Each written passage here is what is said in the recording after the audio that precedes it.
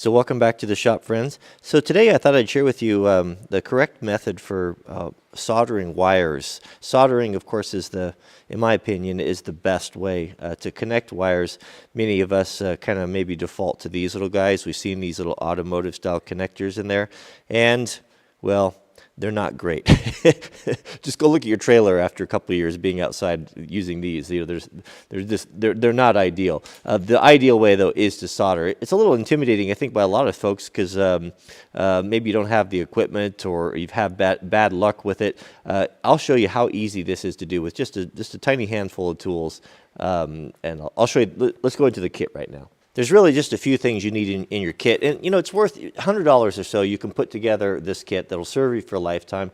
You'll be able to repair electronics and different things that oftentimes we just throw it away because it's not worth the trouble of trying to find someone to fix it, you know, little things that come loose. I think it's worth it. So yeah, just get yourself a soldering gun. You don't have to get anything fancy. Just these Wellers are good. They're probably in the, I don't know, $40 range, not very much. You want some rosin paste flux. You want a little brush and some rosin core solder. You don't want to use the solder used for plumbing. It's not the right stuff. And this right here, this stuff's amazing. This is a 3M silicone dielectric grease type of thing that we use, as well as, you know, a good selection of shrink tubing. So let's show you how to prep it, and then we'll go through the whole process here. Do yourself a favor and get a couple of these alligator clips. You don't have to have those fancy stands, you know, if you're just doing this once in a while.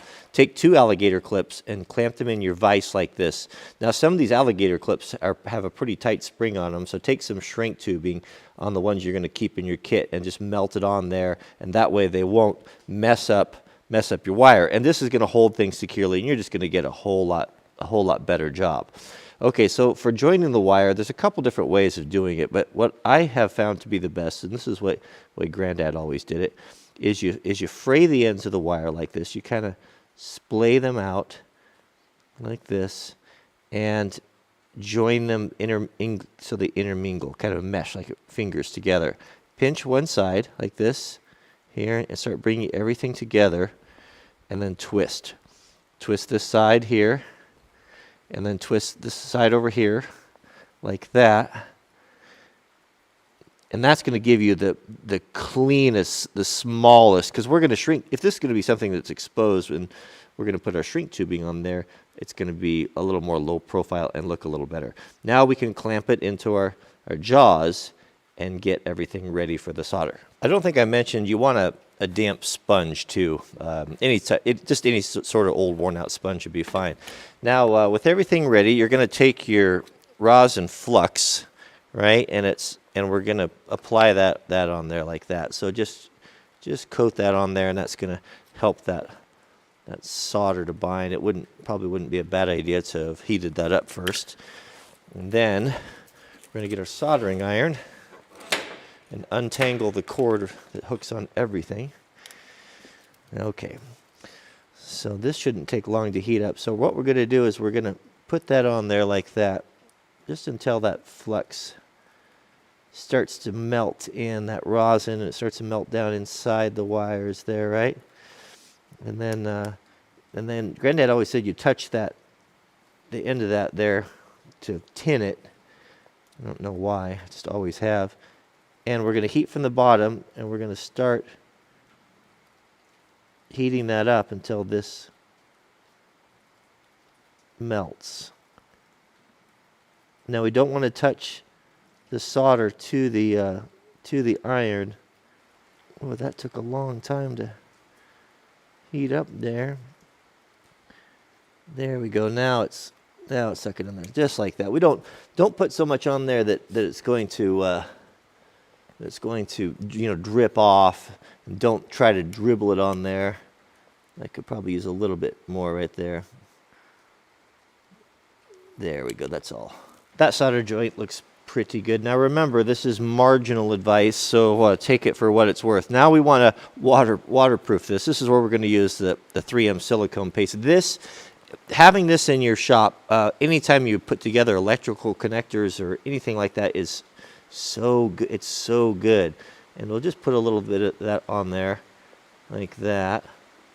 And then, now we're going to do our shrink tubing. Now I'm going to use a piece of clear shrink tubing just so you can kind of see what's going on and what a great connection that this is.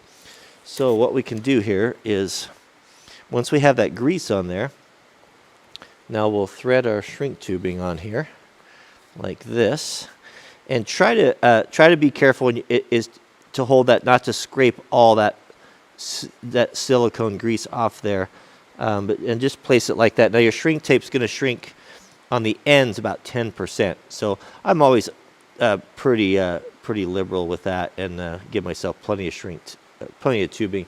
Now you can use I'm going to use a heat gun. You don't have to use a heat gun. You can use a lighter. You can use a torch. Problem with the lighter and the torch is if you're not really careful, it will tend to burn the wire in the housing. Start from the middle. You're going to start from the very middle, and you'll see that that's starting to shrink right there. And then work to the outside edges.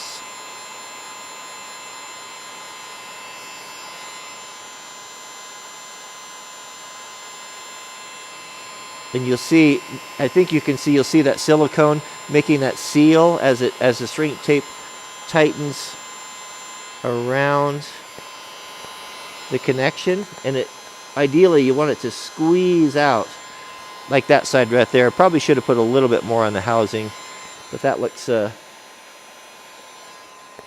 looks pretty good right there actually. Now once that's cool to the touch, you can clean that silicone off there, and you have a really good, as good as you're going to get, a waterproof connection for joining two wires together. That's probably going to be tougher than the wire itself. So that's all there really is to it for connecting those, and that again, that's going to be your best connection. If you can take a little bit more time and you can solder these with a shrink tape instead of using those blue automotive style connectors, you're most likely not going to have to go back and redo your electrical work, especially for stuff that's going to be sitting outside like trailers, or especially boat trailers, or there's a lot of water and spray on those, and it's pretty hard on electrical stuff. So what I'm going to do, I was going to add, a lot of folks have been asking, what happened to Wrangler Mart? Wrangler Mart was our Amazon affiliate store where I'd put the things that I like. You know, people often ask, what do you recommend? What do you like for, what's that shirt, or what pocket knife you like, or what camera equipment you're using, and then they shut down the stores. Well, we've got a new one now. They've started a new program, and I will put a link to that down in the subject heading. It's at the WranglerMart.com will go over there. I'm forwarding those addresses.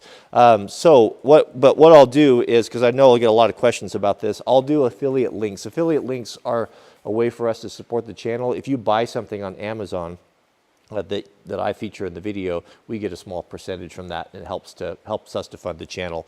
It doesn't cost you any more than what you'd normally buy it for, but it's just a way of helping creators out. So what you're going to want for your electrical kit, just basic stuff, is a soldering iron. I'll put one there that's good quality and not too expensive, and a heat gun. When you're buying a heat gun, make sure you get one that stands on its own, that's got some feet on it. Like this one here will sit like this on your bench. That way you can work on it hands-free. So if you're heating stuff or like that, to have two hands and have it so you don't have to clamp it in the vise is actually pretty nice. So those are the two main things right there. I'll put the flux, the silicone paste. You definitely want some of that. That's a must-have. That's like the WD-40 of electrical work, and solder and shrink tape. If I was going to add to that, I would invest in a pair of good strippers. Wire strippers are very nice. They'll pay for themselves on it if you have a small project, and some good crimpers and nippers, and that's about it. So I'll put together that kit for you on the store. So thanks for watching, and we'll see you guys on the next video.